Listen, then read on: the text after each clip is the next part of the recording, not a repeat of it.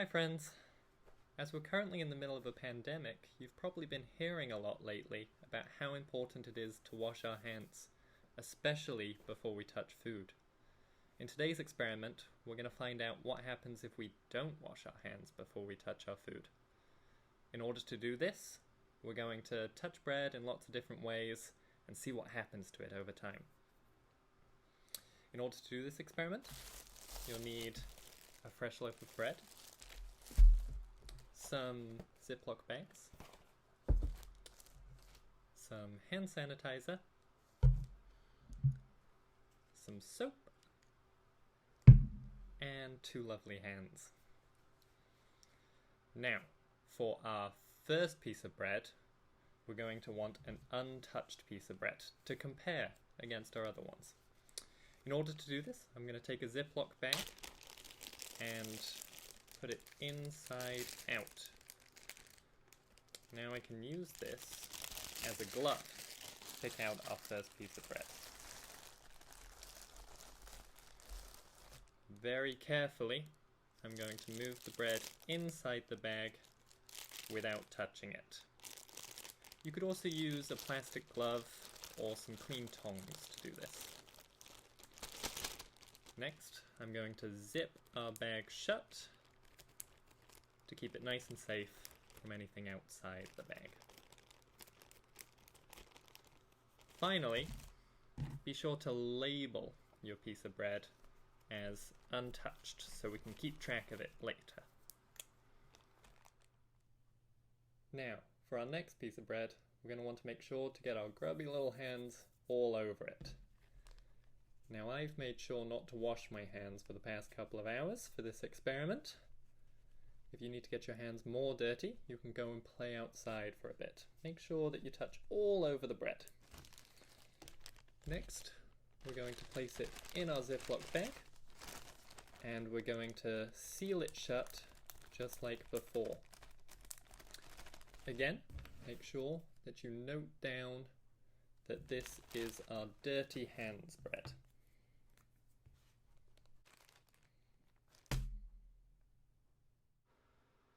For our next piece of bread, we're going to take those dirty hands and wash them very well. Can you tell me how long you should wash your hands for?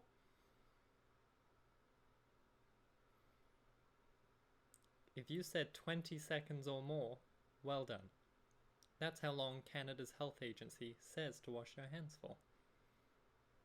Now, after we've washed every last bit of our hands, we're going to touch the bread in the same way we did before.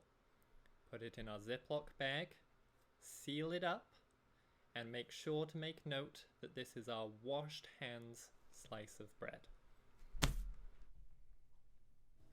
For our next slice of bread, we'll be using hand sanitizer instead of soap. As I've already washed my hands, I've gotten a friend to use hand sanitizer here. After thoroughly cleaning their hands, they'll be touching the bread just like before and putting it in our bag so that we can take a look later.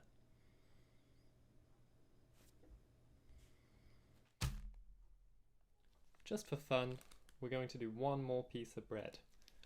This one will rub all over the keyboard of this seemingly clean computer.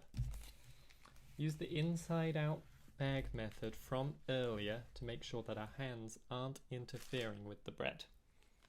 I'll be very interested to see what happens with this one. So here are all our slices on day 1. We'll be observing them for 10 days. Take some time to make some predictions about what you think will happen to our different slices.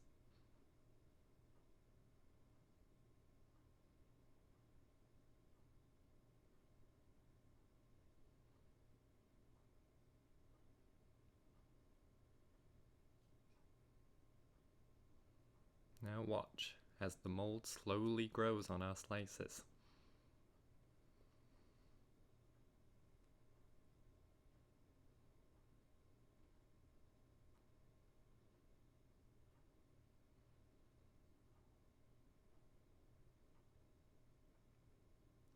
Here we are on day 10.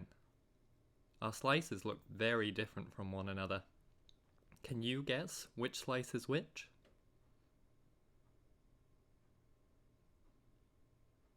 Let's take a look. What do you think? Are you surprised? Or is this what you expected? My biggest takeaway is just how different the dirty hand slice of bread is from the others. Also, if you look closely, you can see the computer slice has red mold on it.